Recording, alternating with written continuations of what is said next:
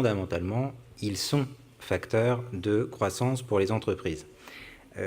D'abord, une petite définition. Les titres de propriété industrielle qui concrétisent les droits, ce sont des monopoles. Des monopoles sur des innovations techniques, des inventions, ce sont les brevets. Sur des signes distinctifs, ce sont les marques. Sur des ornements esthétiques, ce sont les dessins et modèles. Il y a évidemment les créations originales qui sont couvertes par le droit d'auteur.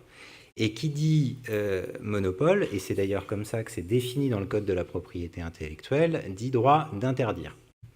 Tous les droits de propriété intellectuelle sont définis comme des droits d'interdire aux tiers d'exploiter ce qui fait l'objet du titre. Ce sont donc des exceptions au principe de la liberté du commerce et de l'industrie.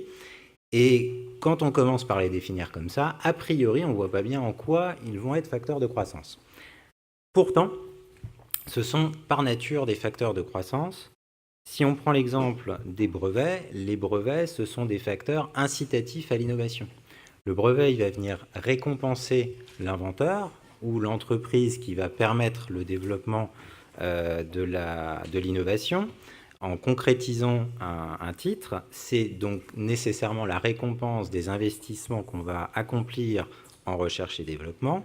S'il n'y avait pas cet effet incitatif du titre qui octroie un monopole pour une durée certes limitée, mais qui est quand même de 20 ans, il y aurait peut-être un petit peu moins d'investissement au départ.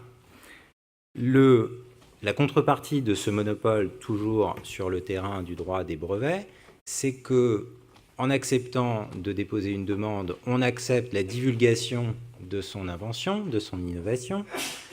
Elle va être publiée et donc elle va contribuer au progrès scientifique. Elle va être, in fine, au terme des 20 ans, le titre ne sera plus protégé, mais toutes les entreprises du même secteur pourront évidemment s'en saisir et développer les mêmes technologies, et même avant dans une certaine mesure. Ça va obliger les autres entreprises à développer leurs propres solutions. C'est donc une contribution à la croissance globale des entreprises. Évidemment, les droits de propriété intellectuelle ne sont pas une fin en soi. On n'innove pas pour déposer un brevet.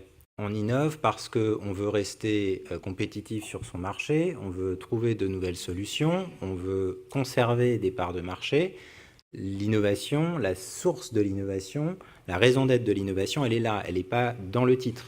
Là encore, c'est un facteur de croissance.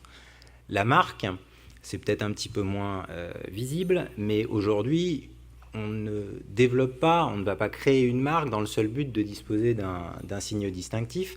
Le principal intérêt pour les entreprises, ça va être de vendre leurs produits et leurs services, ça va être de véhiculer une image, ça va être de transmettre des valeurs. C'est ce qu'on voit de plus en plus au sein des entreprises. Ça participe donc de la stratégie de communication et de commercialisation de l'entreprise.